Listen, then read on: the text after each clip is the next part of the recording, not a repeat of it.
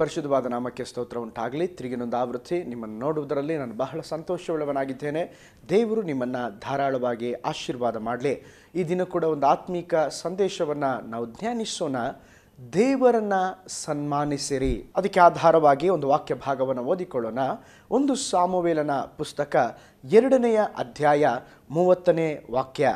ಆದದರಿಂದ ಇಸ್ರಾಯೇಲ್ ದೇವರಾದ ಕರ್ತನು ಹೇಳುವುದೇನೆಂದರೆ, ನಿನ್ನ ಮನೆಯವರು ನಿನ್ನ ತಂದೆಯ ಮನೆಯವರು ಎಂದೆಂದಿಗೂ ನನ್ನ ಸನ್ನಿಧಿಯಲ್ಲಿ ನಡೆದುಕೊಳ್ಳುವರೆಂದು ನಾನು ನಿಜವಾಗಿ ಹೇಳಿದೆನು.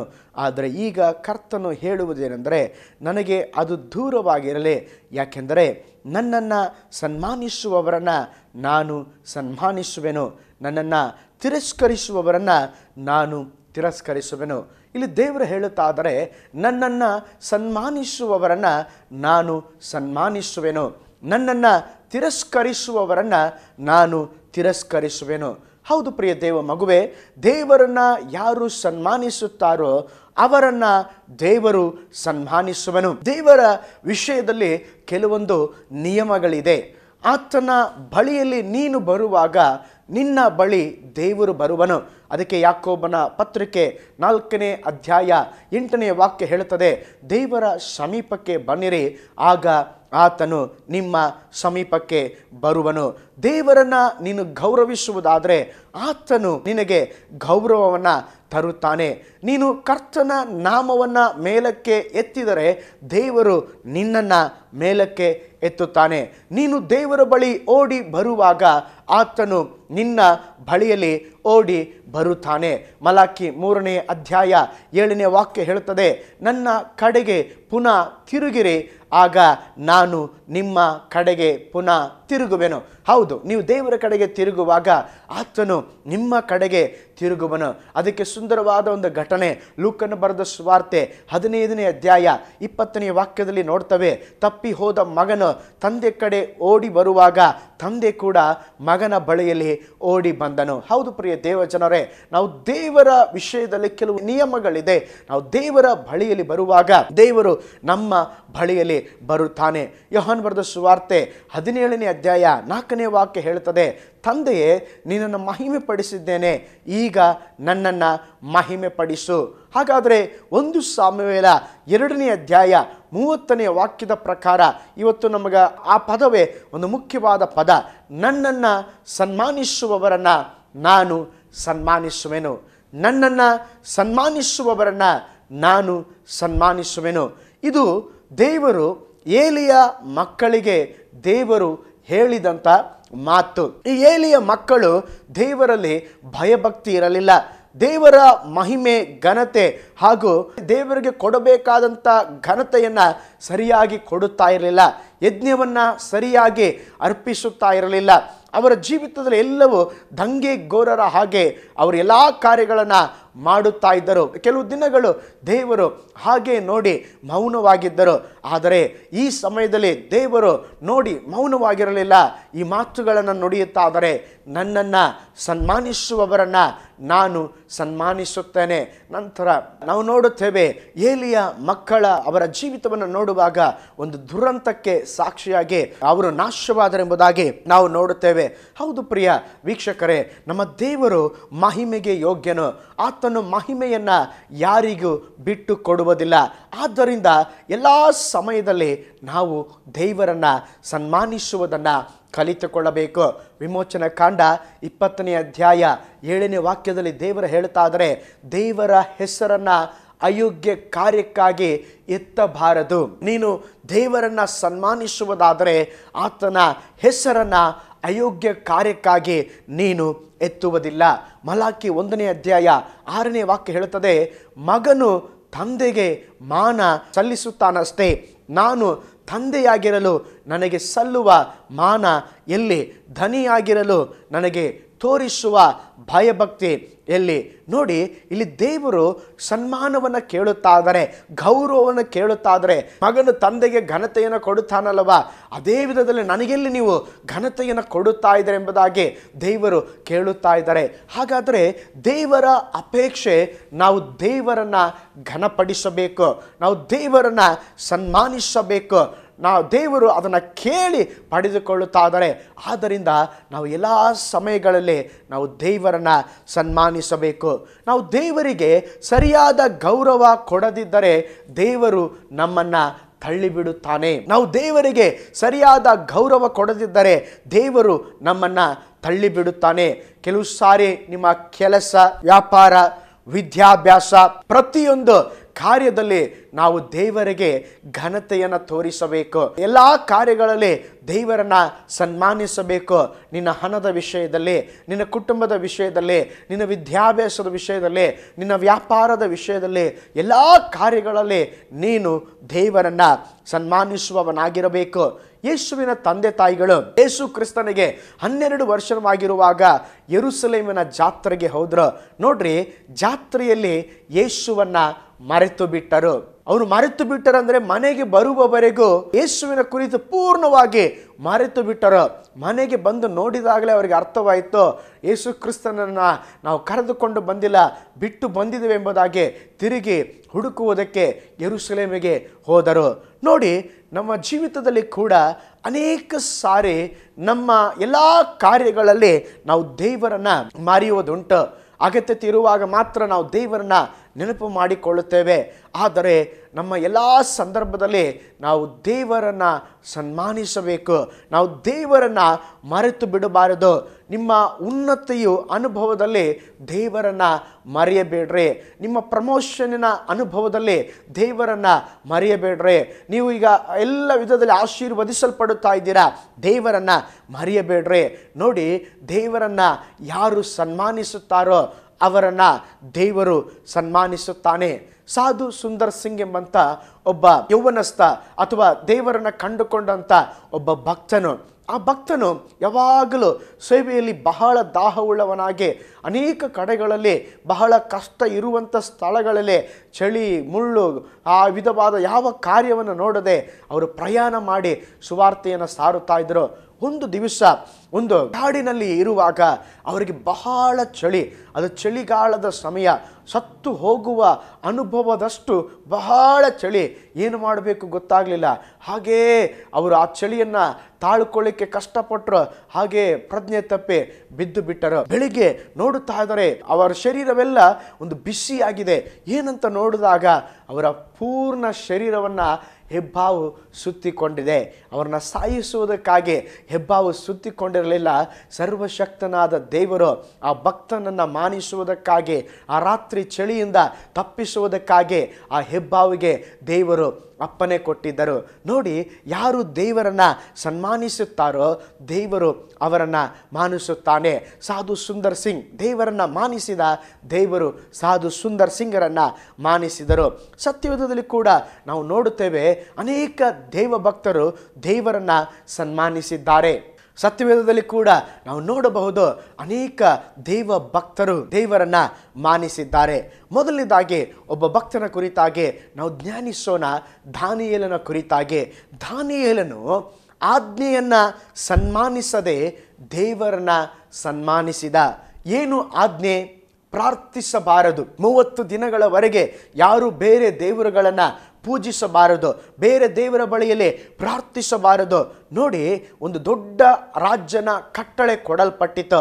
ಆದರೆ ದಾನಿಯೇಲನು ರಾಜನ ಕಟ್ಟಳೆಯನ್ನು ಸನ್ಮಾನಿಸದೆ ದೇವರನ್ನು ಸನ್ಮಾನಿಸಿದ. ದೇವರನ್ನು ಸನ್ಮಾನಿಸಿ ಅವನು ಎಲ್ಲ ಸಮಯದಲ್ಲಿ ಪ್ರಾರ್ಥನೆ ಮಾಡಲಿಕ್ಕೆ ಬಯಸಿದ. ದಿನಕ್ಕೆ ಅವನ ದಿನಚರಿ ಹೇಗಿತ್ತಂತ ಹೇಳಿದ್ರೆ, ದಿನಕ್ಕೆ 3 ಆವೃತ್ತಿ ಅವನು ಪ್ರಾರ್ಥನೆ ಮಾಡುತ್ತಾ ಇದ್ದ. ಅವನು ಆ ರಾಜನ ಆಜ್ಞೆಗೆ ಸನ್ಮಾನಿಸದೆ ಅವನು ದೇವರನ್ನು ಸನ್ಮಾನಿಸಿ 3 ಸಾರಿ ದಿನಕ್ಕೆ ಅವನು ಪ್ರಾರ್ಥಿಸಿದ. ನೋಡಿ, ಈಗ ರಾಜಾಜ್ಞೆಯ ಪ್ರಕಾರವಾಗಿ ಅವನನ್ನು ಸಿಂಹದ ಗವಿಗೆ ಹಾಕಬೇಕು. ಆದರೆ ಅವನೇನು ಮಾಡಿದ? ಅದಕ್ಕೂ ಕೂಡ ಅವನು ಸಿದ್ಧನಿದ್ದ. ದಾನಿಯೇಲನ ಕರೆದುಕೊಂಡು ಸಿಂಹದ ಗವಿಯಲ್ಲಿ ಹಾಕಲಿಕ್ಕೆ ಕೊಂಡೊಯ್ಯುತ್ತಾ ಇದ್ದಾರೆ. ದಾನಿಯೇಲನು ಅವನು ಭಯಪಡಲಿಲ್ಲ. ಅವನಿಗೆ ಗೊತ್ತು, ದೇವರನ್ನ ನಾನು ಸನ್ಮಾನಿಸಿದ್ದೇನೆ, ದೇವರು ನನ್ನನ್ನು ಸನ್ಮಾನಿಸ್ತಾನೆಂಬಂಥ ನಂಬಿಕೆಯಿಂದ ಅವನು ಹೋದ. ದೇವರ ವಾಕ್ಯ ಹೇಳ್ತದೆ, ಆ ಸಿಂಹದ ಗವಿಯಲ್ಲಿ ಅವನು ಹಾಯಾಗಿ ಮಲಗಿದನೆಂಬುದಾಗಿ ದೇವರ ವಾಕ್ಯ ಹೇಳ್ತದೆ. ಸಿಂಹಗಳು ಅವನಿಗೇನು ಮಾಡಲಿಲ್ಲ. ಸಿಂಹಗಳ ಬಾಯನ್ನ ದೇವರು ಕಟ್ಟಿ ಹಾಕಿದನು. ನೋಡಿ, ದಾನಿಯೇಲ ಅವನು ದೇವರನ್ನ ಮಾನಿಸಿದ. ದಾನಿಯೇಲನನ್ನ ದೇವರು ಸನ್ಮಾನಿಸಿದರು. ಈಗಿರುವಂಥ ಪದವಿಗಿಂತಲೂ ನಂತರ ದೇವರು ಉನ್ನತವಾದ ಪದವಿಯನ್ನ ದಾನಿಯೇಲನಿಗೆ ಕೊಟ್ಟರು. ನೋಡಿ, ದಾನಿಯೇಲನು ರಾಜನ ಆಜ್ಞೆಯನ್ನ ಸನ್ಮಾನಿಸಲಿಲ್ಲ. ಒಂದು ವೇಳೆ ದಾನಿಯೇಲನ ಸ್ಥಳದಲ್ಲಿ ನಾವಿದ್ದರೆ ನಾವು ರಾಜನ ಕಾರ್ಯವನ್ನು ಸನ್ಮಾನಿಸುತ್ತಾ ಇದ್ದೆವು. ಆದರೆ ಅವನು ರಾಜನ ಆಜ್ಞೆಯನ್ನು ಸನ್ಮಾನಿಸದೆ ದೇವರನ್ನು ಸನ್ಮಾನಿಸಿದರ ನಿಮಿತ್ತವಾಗಿ ದೇವರು ಸಿಂಹದ ಬಾಯನ್ನು ಕಟ್ಟಿ ದಾನಿಯೇಲನ ಸನ್ಮಾನಿಸಿ ದೇವರು ಅವನನ್ನು ಉನ್ನತ ಸ್ಥಿತಿಗೆ ತಂದರೆಂಬುದಾಗಿ ನೋಡುತ್ತೇವೆ. ಹೌದು ಪ್ರಿಯ ದೇವಜನರೇ, ನಿಮ್ಮ ಜೀವಿತದಲ್ಲಿ ಪ್ರತಿಯೊಂದು ಕ್ಷೇತ್ರಗಳಲ್ಲಿ, ಪ್ರತಿಯೊಂದು ಕಾರ್ಯಗಳಲ್ಲಿ ನೀವು ದೇವರನ್ನ ಸನ್ಮಾನಿಸುವುದನ್ನು ಕಲಿತುಕೊಳ್ಳ್ರಿ. ದೇವರು ನಿಮ್ಮನ್ನು ಆಶೀರ್ವದಿಸ್ತಾರೆ. ಕೆಲವರೆಲ್ಲ ಭಾನುವಾರ ಕೂಡ ಕೆಲಸ ಇದ್ದರೆ ಅದಕ್ಕೆ ಒಪ್ಪಿಕೊಳ್ಳುತ್ತಾರೆ, ನನಗೆ ಸಂಡೆ ಆರಾಧನೆಗೆ ಹೋಗಬೇಕು, ನಾವು ದೇವರನ್ನ ಆರಾಧಿಸಬೇಕು. ಆ ವಿಧವಾಗಿ ಅವರು ನೋಡುವುದಿಲ್ಲ, ದೇವರನ್ನ ಸನ್ಮಾನಿಸುವುದಿಲ್ಲ. ಆದರೆ ಇನ್ನೂ ಕೆಲವರು ಇದ್ದಾರೆ, ಅವರು ಹೇಳ್ತಾರೆ, ನನಗೆ ಕೆಲಸ ಹೋದರೂ ಪರವಾಗಿಲ್ಲ, ನೀವು ಕೆಲಸ ಕೊಟ್ಟರೂ ಪರವಾಗಿಲ್ಲ, ನನಗೆ ಭಾನುವಾರ ರಜಾ ಬೇಕು, ಏಕೆಂದರೆ ನಾನು ದೇವರನ್ನ ಸನ್ಮಾನಿಸಲಿಕ್ಕಿದ್ದೇನೆ. ನೋಡಿ, ಯಾರು ದೇವರನ್ನ ಸನ್ಮಾನಿಸ್ತೇನೆ ಎಂಬುದಾಗಿ ತೀರ್ಮಾನವನ್ನು ತೆಗೆದುಕೊಳ್ತಾರೋ ದೇವರು ಅವರ ಜೀವಿತಗಳಲ್ಲಿ ಉನ್ನತವಾದ ಕಾರ್ಯಗಳನ್ನು ಸನ್ಮಾನಿಸಿ ಅವರನ್ನ ಉನ್ನತವಾಗಿ ದೇವರು ಮಾನಿಸುತ್ತಾನೆ. ಎರಡನೇದಾಗಿ ಶದ್ರಕ್, ಮೇಷಕ್, ಅಬೇದನಿಗೂ ಕೂಡ ಅವರು ದೇವರನ್ನ ಸನ್ಮಾನಿಸಿದರು. ಅವರ ಒಂದು ತೀರ್ಮಾನ ನೋಡ್ರಿ, ಅವರು ವಿಗ್ರಹವನ್ನ ಸನ್ಮಾನಿಸಲಿಲ್ಲ, ದೇವರನ್ನ ಸನ್ಮಾನಿಸಿದರು. ಒಂದು ರಾಜ್ಯನ ಕಟ್ಟಳೆ ಕೊಡಲ್ಪಡ್ತಾ ಇದೆ. ಒಂದು ದೊಡ್ಡ ಪ್ರತಿಭೆಯನ್ನ ನಿಲ್ಲಿಸಿ ಒಂದು ತುತ್ತೂರಿ ಊದುವಾಗ ಎಲ್ಲರೂ ಅದಕ್ಕೆ ಅಡ್ಡ ಬೀಳಬೇಕು. ಆದರೆ ಇಡೀ ದೇಶದ ಎಲ್ಲ ಜನರು ಆ ಪ್ರತಿಭೆಗೆ ಅಡ್ಡ ಬಿದ್ದರು. ಆದರೆ ಈ 3 ಜನ ಮಾತ್ರ ಅಡ್ಡ ಬೀಳಲಿಲ್ಲ. ಶದ್ರಕ್, ಮೇಷಕ್, ಅಬೇದನಿಗೋ ಅವರು ಅಡ್ಡ ಬೀಳಲಿಲ್ಲ. ಕಾರಣ ಅವರ ಒಳಗಡೆ ಅವರು ದೇವರನ್ನ ಸನ್ಮಾನಿಸುತ್ತೇವೆ ಎಂಬಂಥ ತೀರ್ಮಾನವನ್ನು ತೆಗೆದುಕೊಂಡರು. ಆದರೆ ರಾಜನ ಕಟ್ಟಳೆ ಪ್ರಕಾರವಾಗಿ ಯಾರು ಆ ವಿಗ್ರಹಕ್ಕೆ ಅಡ್ಡ ಬೀಳುವುದಿಲ್ಲೋ, ಪ್ರತಿಮೆಗೆ ಅಡ್ಡ ಬೀಳುವುದಿಲ್ಲವೋ ಅವರನ್ನು ಬೆಂಕಿಯ ಗವಿಯಲ್ಲಿ ಹಾಕಬೇಕು. ಆ ಬೆಂಕಿಯ ಗವಿ ಅಂತ ಹೇಳಿದ್ರೆ ಬಹಳ ಉರಿತಾ ಇತ್ತು, ಬಹಳ ಸುಡುತ್ತಾ ಇತ್ತು. ಅದರ ಒಳಗಡೆ ಹಾಕಿದರೆ ಆಯಿತು, ಅವರ ಜೀವನ ಮುಕ್ತಾಯವಾಗ್ತದೆ. ಆದರೆ ಬೈಬಲ್ ಹೇಳ್ತದೆ, ಆದರೂ ಕೂಡ ಇನ್ನೊಂದು ಚಾನ್ಸನ್ನು ರಾಜ ಈ 3 ಜನಕ್ಕೆ ಕೊಟ್ಟ. ಅವರು ತಳ್ಳಿಬಿಟ್ಟರು, ಇಲ್ಲ ಇಲ್ಲ, ನಾವು ದೇವರನ್ನೇ ಸನ್ಮಾನಿಸ್ತೇವೆ ಎಂಬುದಾಗಿ. ನೋಡಿ, ಈ 3 ಜನರನ್ನು ತೆಗೆದುಕೊಂಡು ಆ ಬೆಂಕಿಯಲ್ಲಿ ಹಾಕಲಿಕ್ಕೆ ಹೋಗುತ್ತಾ ಇದ್ದಾರೆ. ಆ ಬೆಂಕಿಯ ಕೆರೆಯಲ್ಲಿ ಹಾಕಲಿಕ್ಕೆ ಹೋಗುತ್ತಾ ಇದ್ದಾರೆ. ಹಾಕಲಿಕ್ಕೆ ಹೋದಾಗ ಅವರನ್ನು ಎತ್ತಿ ಹಾಕಲಿಕ್ಕೆ ಹೋದ್ರಲ್ವಾ, ಅವರುಗಳನ್ನೇ ಆ ಬೆಂಕಿ ಸುಟ್ಟು ಬಿಡ್ತಂತೆ. ಅಂದರೆ ಇರುವ ಬೆಂಕಿಯ ಕಾವಿಗಿಂತ ಇನ್ನೂ ಹೆಚ್ಚು ಪಟ್ಟು ಮಾಡಿ ಅವ್ರನ್ನ ಒಳಗಡೆ ಹಾಕಲಿಕ್ಕೆ ನೋಡಿದ್ರು. ಬೈಬಲ್ ಹೇಳ್ತದೆ, ಅವರು ಬೆಂಕಿಯ ಒಳಗಡೆ ಬಿದ್ದಿದ್ದು 3 ಜನ, ಒಳಗಡೆ ನೋಡಿದರೆ 4 ಜನ ಬೆಂಕಿಯೊಳಗೆ ವಾಕಿಂಗ್ ಮಾಡ್ತಾ ಇದ್ದಾರೆ. ನೋಡಿ, ಬೆಂಕಿಯ ಒಳಗಡೆ ಹೋದರೂ ಕೂಡ ಆ ಬೆಂಕಿಯ ವಾಸನೆ ಕೂಡ ಅವರನ್ನ ಮುಟ್ಟಲಿಕ್ಕಾಗಲಿಲ್ಲ. ಕಾರಣ ಸ್ವರ್ಗದ ದೇವರು ಅವರನ್ನ ಕಾಪಾಡಿದ್ರು. 4ನೆಯ ವ್ಯಕ್ತಿಯಾಗಿ ಆ 3 ಜನರ ನಡುವೆ ದೇವರು ಕೂಡ ಇದ್ದರೆಂಬುದಾಗಿ ನೋಡುತ್ತೇವೆ. ಅವರ ಆ ಬೆಂಕಿಯ ವಾಸನೆ ಕೂಡ, ಒಂದು ಚಿಕ್ಕ ಏನಾದರೂ ಆ ಬೆಂಕಿ ಇದ್ರೆ ಅದ್ರ ವಾಸನೆ ತುಂಬ ಹೊತ್ತಿರ್ತದೆ. ಆ ಬೆಂಕಿಯ ವಾಸನೆ ಕೂಡ ಅವರಿಗೆ ಹೊಡೆಯಲಿಲ್ಲ. ಕಾರಣ ಏನಂದರೆ ಅವರು ದೇವರನ್ನ ಸನ್ಮಾನಿಸಿದರು. ಅವರು ವಿಗ್ರಹವನ್ನ ಸನ್ಮಾನಿಸಲಿಲ್ಲ, ರಾಜನ ಕಟ್ಟಳೆಯನ್ನು ಸನ್ಮಾನಿಸಲಿಲ್ಲ. ದೇವರನ್ನು ಸನ್ಮಾನಿಸಿದಾಗ ದೇವರು ಅವರನ್ನ ಸನ್ಮಾನಿಸಿದನು. ಹೌದು ಪ್ರಿಯ ದೇವಜನರೇ, ನಿಮ್ಮ ಜೀವಿತದಲ್ಲಿ ನೀವು ದೇವರನ್ನ ಸನ್ಮಾನಿಸುವಾಗ ಆತನ ಒಂದು ಸಾರಿ ಆದರೂ ನಿಮ್ಮನ್ನು ಕೈ ಬಿಡುವುದಿಲ್ಲ. ಒಂದು ಸಾರಿ ಆದರೂ ನೀವು ನಿರಾಶೆಗೆ ಒಳಪಡಿಸುವುದಿಲ್ಲ, ಅಪಜಯ ಹೊಂದುವುದಿಲ್ಲ, ಆಶಾಭಂಗ ಪಟ್ಟು ಹೋಗುವುದಿಲ್ಲ. ನೀನು ದೇವರನ್ನು ಮಾನಿಸುವುದಾದರೆ ತಕ್ಕ ಸಮಯದಲ್ಲಿ, ಎಲ್ಲ ಸಮಯಗಳಲ್ಲಿ ನೀನು ಎಷ್ಟು ದೇವರನ್ನು ಮಾನಿಸ್ತೀಯೋ ಅಷ್ಟೇ ವಿಧದಲ್ಲಿ ದೇವರು ನಿನ್ನನ್ನು ಮಾನಿಸುತ್ತಾನೆ. 3ನೇದಾಗಿ ಮೊರ್ದೆಕಾಯ್. ಈ ಮೊರ್ದೆಕೈ ಎಂಬಂಥ ವ್ಯಕ್ತಿ ಯಹೂದ್ಯನಾಗಿದ್ದನು. ಅವರು ದೇವರಿಗೆ ಮಾತ್ರ ಘನತೆಯನ್ನು ಕೊಡುತ್ತಾ ಇದ್ದರು. ಅಲ್ಲಿ ಒಬ್ಬ ಹಾಮಾನ್ ಎಂಬಂಥ ಒಬ್ಬ ವ್ಯಕ್ತಿ ಇದ್ದ. ಅವ್ರಿಗೆಲ್ಲರೂ ಸೆಲ್ಯೂಟ್ ಹೊಡಿತಾ ಇದ್ರು, ಕೈ ಮುಗಿಯುತ್ತಾ ಇದ್ರು. ಆದರೆ ಹಾಮಾನ್ ಮಾತ್ರ ಅದನ್ನು ಮಾಡುತ್ತಾ ಇರಲಿಲ್ಲ. ಇದನ್ನು ಕಂಡು ಹಾಮಾನಿಗೆ ಬಹಳ ಕೋಪ ಉಂಟಾಯಿತು. ಹಾಮಾನ ಇವನು ಮೊರ್ದೆಕೈನ ಮಾತ್ರವಲ್ಲ, ಮೊರ್ದೆಕೈ ಸಂತತಿಯನ್ನೇ ನಾನು ಏನು ಇಲ್ಲದ ಹಾಗೆ ಮಾಡ್ತೇನೆ ಎಂಬುದಾಗಿ ಒಂದು ಕಾರ್ಯವನ್ನು ನೆನೆಸಿಕೊಂಡು ಅವನು ಅದಕ್ಕಾಗಿ ಪ್ರಯತ್ನ ಪಟ್ಟ. ಆದರೆ ದೇವರ ವಾಕ್ಯ ಹೇಳುತ್ತದೆ, ಅವನ ಎಲ್ಲ ಕಾರ್ಯಗಳನ್ನು ಮಾಡಿದ. ಕೊನೆಯದಾಗಿ ಮುಕ್ತಾಯದ ಅನುಭವಕ್ಕೆ ಬರುವಾಗ ಹಾಮಾನನು ಅವನು ಯಾವ ಗುಂಡಿಯನ್ನು ತೋಡಿ ಆ ಮೊರ್ದೆಕೈಯನ್ನು ಹಾಕಲಿಕ್ಕೆ ನೋಡಿದನೋ ಅದೇ ಗುಂಡಿಯಲ್ಲಿ ಹಾಮಾನನು ಮರಣ ಶಿಕ್ಷೆಯನ್ನು ಕೊಟ್ಟರು. ಮೊರ್ದೆಕೈ ದೇವರನ್ನು ಮಾನಿಸಿದ. ತಕ್ಕ ಸಮಯದಲ್ಲಿ, ಸರಿಯಾದ ಸಮಯದಲ್ಲಿ ದೇವರು ಮೊರ್ದೆಕೈಯನ್ನು ಸನ್ಮಾನಿಸಿದರು. ನಾಲ್ಕನೇದಾಗಿ ದಾವೀದ. ನೋಡಿ, ದಾವೀದನು ತನ್ನ ಜೀವ ಸ್ವರೂಪನಾದ ದೇವರನ್ನು ಸನ್ಮಾನಿಸಿದ. ಗೋಲಿಯಾತನೆಂಬಂಥ ಒಬ್ಬ ದೊಡ್ಡ ವ್ಯಕ್ತಿ ಬಂದು 40 ದಿನಗಳ ಕಾಲ ಹಗಲು ರಾತ್ರಿ ಇಸ್ರಾಯೇಲ್ ಜನರನ್ನು ನೋಡಿ ಶಪಿಸಿ ದೇವರನ್ನು ದೂಷಿಸ್ತಾ ಇದ್ದ. ಆದರೆ ಯಾರಿಗೂ ಧೈರ್ಯ ಬರಲಿಲ್ಲ, ಯಾರು ಅವನೊಟ್ಟಿಗೆ ಯುದ್ಧ ಮಾಡಲಿಕ್ಕೆ ಹೋಗಲಿಲ್ಲ. ಆದರೆ ಈ ಶಬ್ದವನ್ನು ದಾವೀದನು ಕೇಳಿದಾಗ ಅವನಿಗೆ ಕೋಪ ಉಂಟಾಯಿತು. ಅವನು ಹೇಳುತ್ತಾ ಇದ್ದಾನೆ, ಈ ಜೀವ ಸ್ವರೂಪನಾದ ದೇವರನ್ನು ದೂಷಿಸುವ ಈ ಸುನ್ನತಿ ಇಲ್ಲದ ಫಿಲಿಷ್ಟನು ಎಷ್ಟರವನೆಂಬುದಾಗಿ ಹೇಳಿ, ಇವನೇ ನಾನು ಕರ್ತನ ನಾಮದಲ್ಲಿ ಇವನ ವಿರುದ್ಧವಾಗಿ ಯುದ್ಧಕ್ಕೆ ಹೋಗ್ತೇನೆ ಎಂಬುದಾಗಿ ಹೋದ. ನೋಡಿ, ಆ ದಾವೀದನ ವೈರಾಗ್ಯ ನೋಡುವುದಾದರೆ ಅವನೇನೋ ಒಂದು ಹೋಗಿ ನಾನು ಹೀರೋ ಆಗಬೇಕೆಂಬುದಾಗಿ ಹೋಗಲಿಲ್ಲ.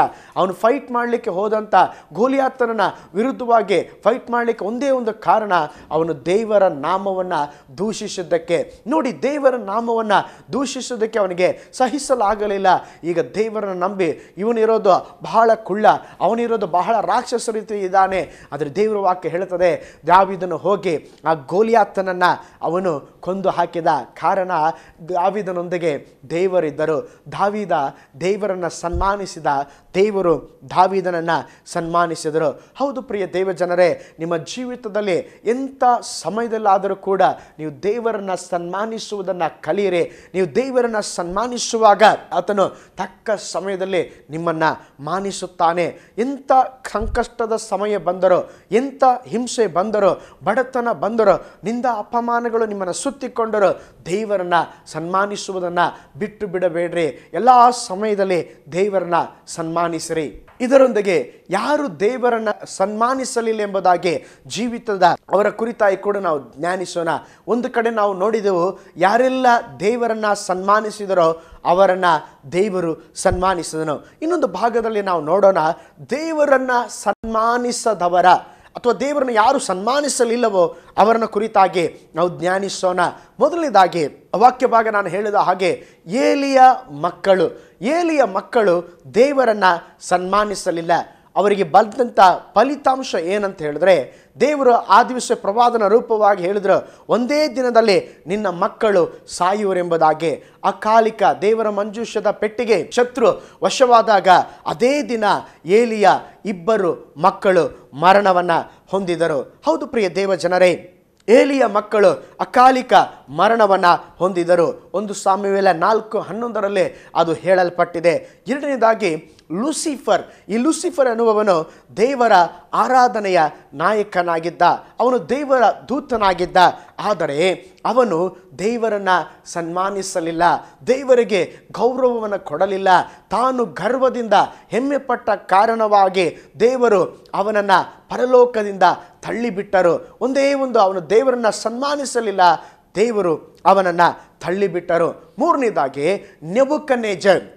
ಈ ನೆಬೂಕದ್ನೆಚ್ಚರ್ ಕೂಡ ದಾನಿಯೇಲನ ಗ್ರಂಥ 4ನೇ ಅಧ್ಯಾಯ 28 ಮತ್ತು 33ನೇ ವಾಕ್ಯ ಹೇಳುತ್ತದೆ, ಅವನು ದೇವರನ್ನು ಘನಪಡಿಸಲಿಲ್ಲ, ದೇವರಿಗೆ ಕೊಡಬೇಕಾದಂಥ ಗೌರವ ಸನ್ಮಾನವನ್ನು ಕೊಡಲಿಲ್ಲ.